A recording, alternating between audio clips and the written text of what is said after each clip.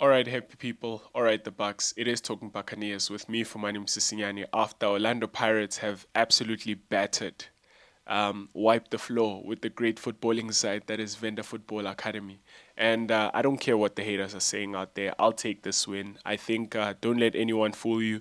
Venda Football Academy is a good side. It's a good footballing side. These guys have came to Orlando Stadium and they've showed us.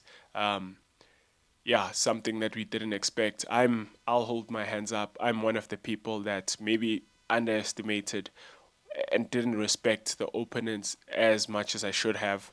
I think there's a healthy balance between not respecting the opposition too much, but also not disrespecting them. And I was leaning too far left or too far right to the side of not respecting these oppositions. I thought the our coach spoke highly of them midweek about the technical ability of these players in that division. And we got to see the showcase. I think they came to Orlando Stadium, this team, and they showed these players, this coach, and everyone involved with that club, and they showed just how, I guess, they are talented individuals. And yeah, just to get to the game, I thought we started well. I thought we had a very good start. I liked the tempo. I liked the intensity. I liked the attitude of the players. But something that I particularly liked so much was just seeing the front players interchanging positions, the fluidity, just how we would knock it around, move the ball around. Our front players finding each other, having combination plays. They didn't materialize, I suppose, except in the first goal. But yeah, I think it for me. It is better to watch us, do the right things continually, even if they don't pay off, even if you don't get the rewards. But I just want us to keep knocking and doing the right things because eventually you will get the goal, and that's something that I loved very much about the start of the half of the first half. I liked Kabelo Dlamini, Hotto, Munapule Saleng on the Munapule Saleng on the right, Hotto on the sorry, Munapule Saleng on the right, Loch on the left, Kabelo Dlamini at attack midfield, and Kemid Erasmus as the striker.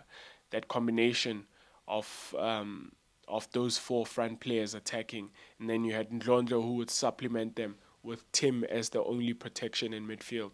And this is something that the coach did talk about, and I spoke about in my preview as well, that this would be a game that we would need to dominate possession, uh, especially because of the kind of football that Venda Football Academy played in the start of the game and what we predicted they would play, right? From the analysis from the coach spoke about it at length that they are a team that look to play long balls. They try and capitalize on, second balls in and around your box, transitions, offensive transitions, so winning the ball, counter attack.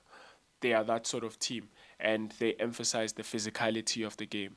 So what you don't want to do is to go and make the game a dogfight as well. So you want to keep the ball on the ground and make them look for it on the ground, tire them while moving the ball. And I thought we did that brilliantly. I like the formation, even though I'll get to certain parts of what I didn't like about it a bit later in the show.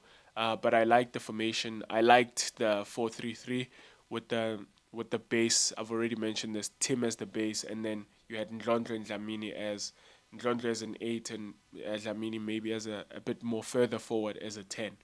Um, Obviously, Love Loch on the left and Saleng on the right, and then Kemid Erasmus as the center forward. I think the reason why um, he played Kemid Erasmus ahead of Chukamanja because he spoke about that we don't rotate at Pirates. We just use um, specific skill sets of players for what's suited and what's necessary in that game. So if I try and analyze that and I try and analyze what the game was and what the game required, and maybe thinking about the skill sets of Chukamanja and Erasmus, which huge worry for me seeing both of them walk off with injuries, thinking that we might have to play our next game against Supersport without both of them, knock on wood. that they're both fit. Um, but yeah, otherwise we might have to play with Evidence Mahopa, who we saw come on. Yeah, not really impressed with him personally.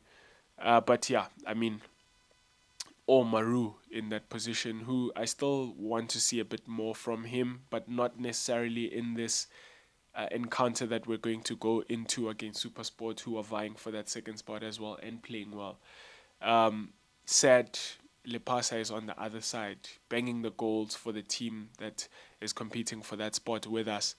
But maybe we might play someone like Lorch as a number 9. Maybe we can get Bule in there.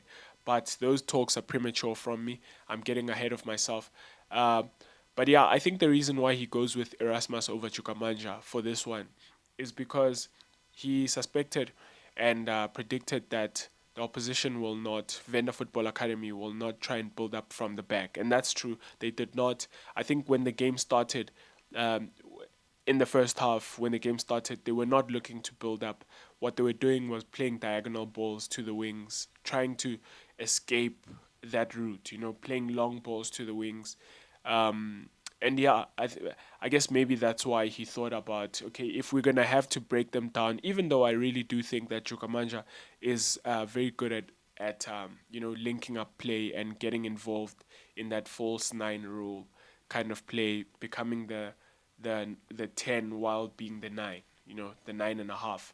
Um, I think Chukamanja is amazing at that sort of thing. He's not to be taken for granted, and he's someone who's a bit. He's a big weapon, Chukamanja, for us because he can get involved in the 10 role, but he's also someone who then can get in the box and use his head. I'm still to be impressed by his finishing on the ground. Um, I think I haven't quite seen him score with a. I haven't seen the clinicality of a top striker in Chukamanja in with his feet, but I know he's very deadly in the air, very good at timing his jumps, can rise very high, or he's just good at the timing of his jump. So I like that about him. But I think he went with Erasmus for this one because the pressing side of the game wasn't something that ahead of time they would have thought, these coaches, that we need someone who's going to be a pressing monster for us because they build up from the back. And then you think about that All Stars game. All Stars, they play from the back, right? They build up from the back. He went with Chukamanja in that one, who's a pressing monster. So yeah, I that's my sort of analysis about why he starts Erasmus over Chukamanja. I think also that if you're going to be um, trying to break down this team in possession, trying to break down Venda Football Academy in possession. I think Erasmus is just deadly in the box, finding the spaces. That's almost second nature to him. He's a born and bred striker. His whole career has been playing that role. He knows where to be. Very good with finishing. I mean, doesn't need me to repeat it. Case in point, the way that he scores his first goal and he takes it. Brilliant move, by the way, by Pirates, switching the attack from the right, Saleng to Otto. Otto, good cross into the box, and Erasmus, right place in between the defenders. Even though I do really think that the defenders should have done better. Better defenders might have maybe dealt with that. But football, game of mistakes. We've heard this. Capitalized on the mistake. Erasmus, right time, good header into the ground, past the goalkeeper, 1-0. Early goal. This is what we wanted. This is what I wanted. This is what the coach spoke about.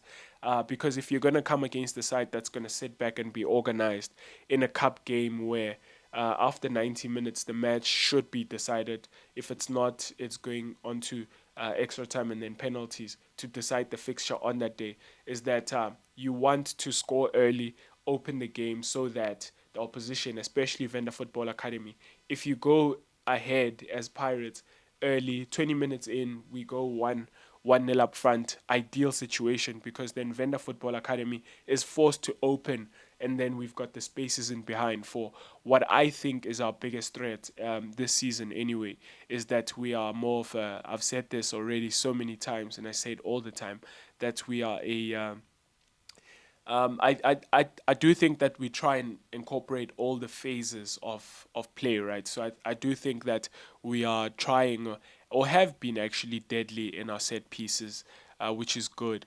I'm still underwhelmed a little bit by how we break down teams in possession when the ball is with us.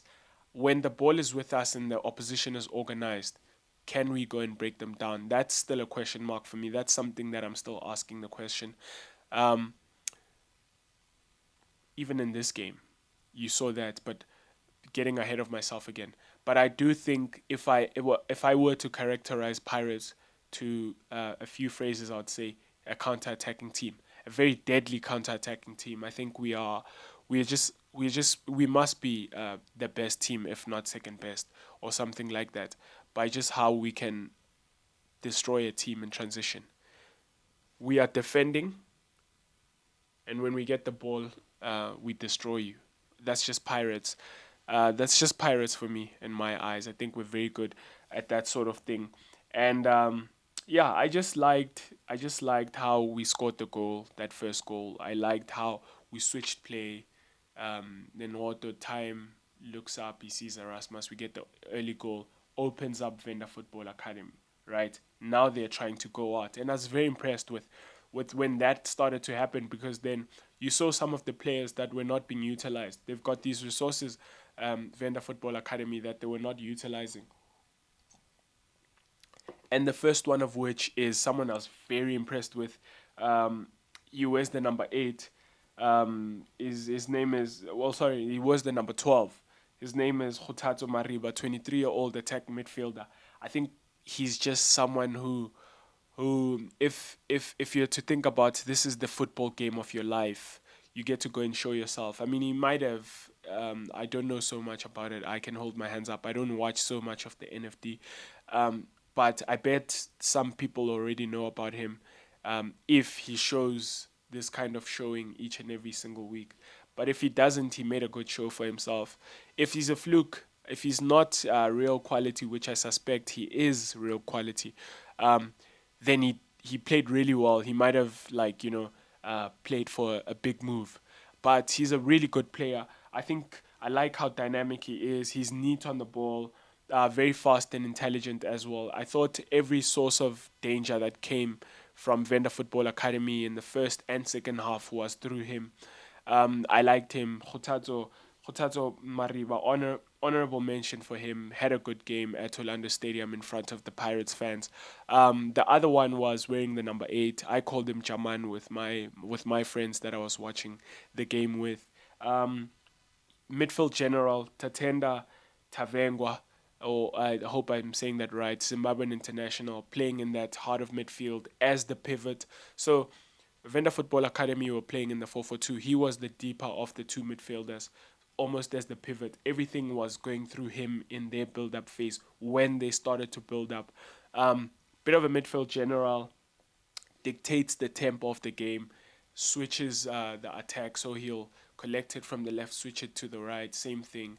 And I thought, yeah, they were not utilizing these resources when the game started, when they were being compact and sort of soaking the pressure and playing the long balls. But as soon as we got the early goal, they opened up and we started to see some of that quality from Venda Football Academy come through. But yeah, obviously we were just too much for them. I think at the end of it, Pirates were always going to win this, even though it was scruffy. And yeah, it was via long ball, flick on by Evidence Mahopa, and then Lodge, arguably offside, not offside, got the second goal. I don't care. Through to the next round, round of 8, or quarterfinal, sorry. Quarterfinal, hope we get a favorable draw, maybe against the team that knocked out Amazulu, which was an absolute delight for me to see. But yeah, just moving on to maybe the next point is good start again to the second half. I thought for as short as it was lived, the 1-0 lead in the second half. But I just want to come on to speak about Dion Otto. I know a lot of people will. I know a lot of people will abuse him in the way that they speak about it. But I think, with all due respect, I just want to say that. Obviously, that was a horrendous error by him. Does brilliantly in the recovery run. And again, I think this is very characteristic of Otto in that he'll do something good and then go and betray it by his lack of composure, his lack of touch. Again, you see that in the first half. So he gets a Pirates have a brilliant move in which Otto starts the move on the left. He cuts inside, right? He cuts inside, Loch goes outside, Otto comes inside, Erasmus drops, they play a 1-2 with Erasmus. So he gives Erasmus the ball and then he goes. So those given goals was something I was really impressed with in the first half. Vertical, going straight, not going side to side, breaking lines in our passes. Love that. So he plays the one to Erasmus, makes a beautiful run um, behind the Venda Football Academy defense. Erasmus, brilliant again. Saw that against Morocco Swallows that he can do that sort of thing. I've seen that in other games, but I guess when it ends in a goal or a good chance, then people talk about it more. But he creates the chance again, turns, loops the ball for Otto, 1-on-1, hoofs it. Brilliant run, brilliant everything. Final touch, composure. I think that betrays Otto a lot of the time. And again, in the goal, he does a brilliant recovery run to go and help out Kogi, but then he cuts infield with the ball. I mean, I've never played professional, but in my amateur footballing career, I know that you don't run infield with the ball or even pass the ball infield in a straight line.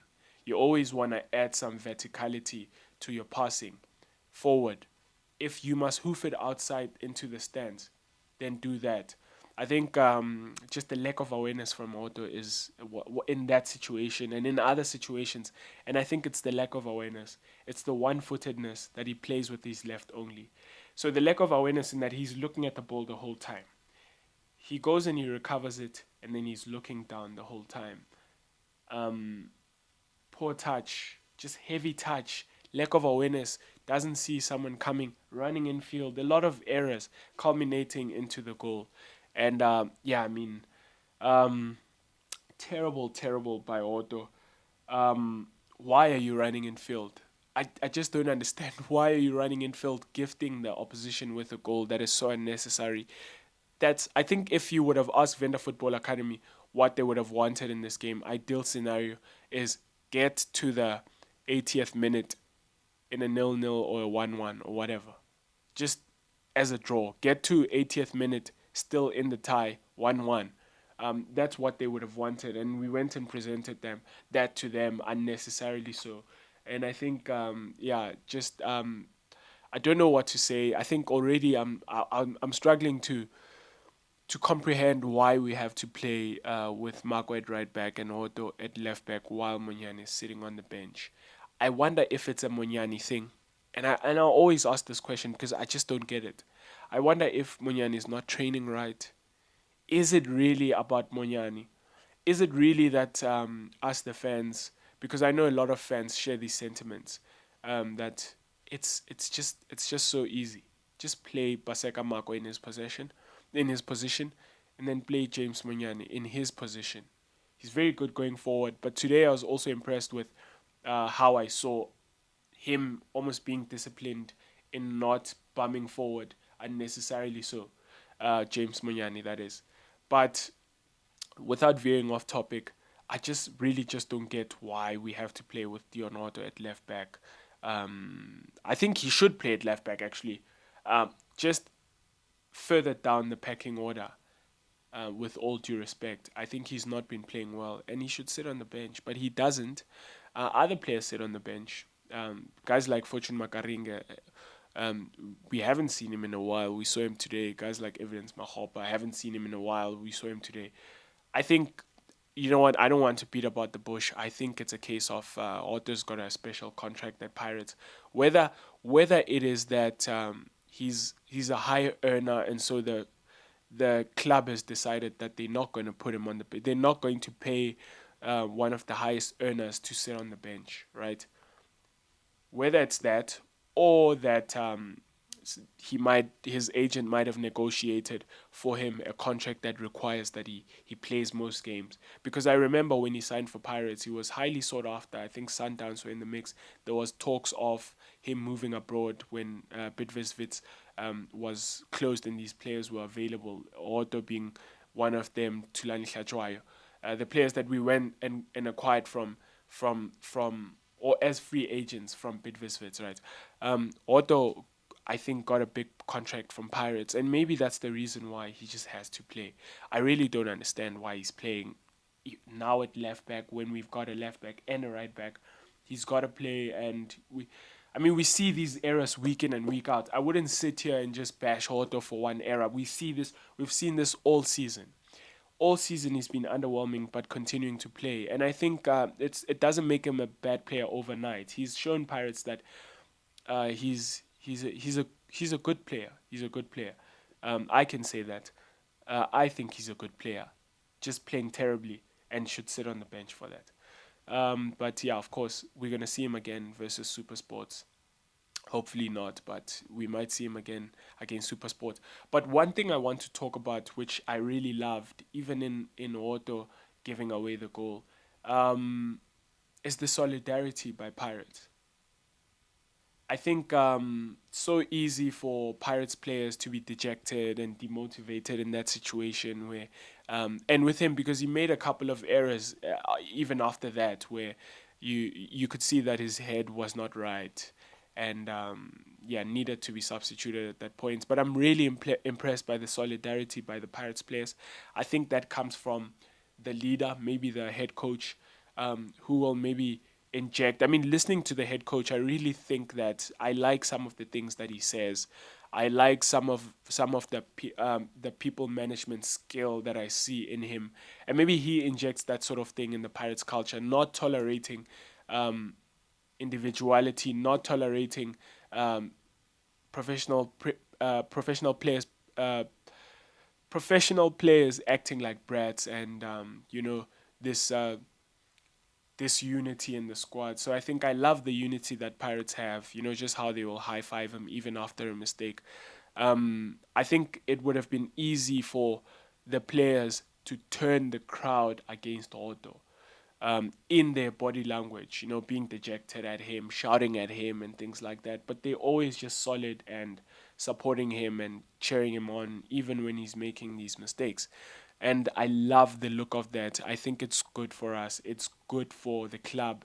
The image of the club, it's good for the team itself, for the chemistry and the oneness. And I love that sort of thing. And maybe I must give credit to the coach for that and the players themselves and maybe the club. I don't know who injects that sort of thing in the club, but it's there and I love it.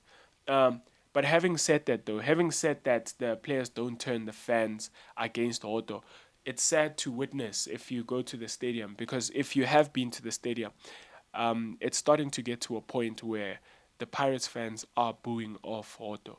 They're always requiring for Otto to be substituted in every game. In this game, even, I think it was worse this side. I was hearing just loud boos when he got on the ball. Just always making that hand sign. We all know it's that Magapume substitution sign, asking for Otto to be substituted. And it's just a sad thing to see, for your own players. I think maybe the club should spare him off that and put him on the bench. I mean, maybe that's the reason why because it's happening. It's always happening. I think it might get louder. It's starting to get a bit louder. It's always increased with every week, and he's just not helped himself with this era. I think it was worse today. He got subbed off. Thankfully enough, it's so embarrassing to sit in there. Just very cringy to sit and witness the fans turning against our own player. And those are Pirates fans. They can get like that. These players will know. This club will know. They can get like that. Um, but, you know, one thing that I love so much is the juxtaposition of how bad the fans can get and how good they can get because um, a lot of fans were getting a bit of a twitchy behind when we were when the score was 1-1 and we were going after a goal and couldn't get it and we got to that 90th minute and then even extra time thinking about what happened this week with Amazulu getting knocked out of the Nedbank Cup via penalties by a lower division side.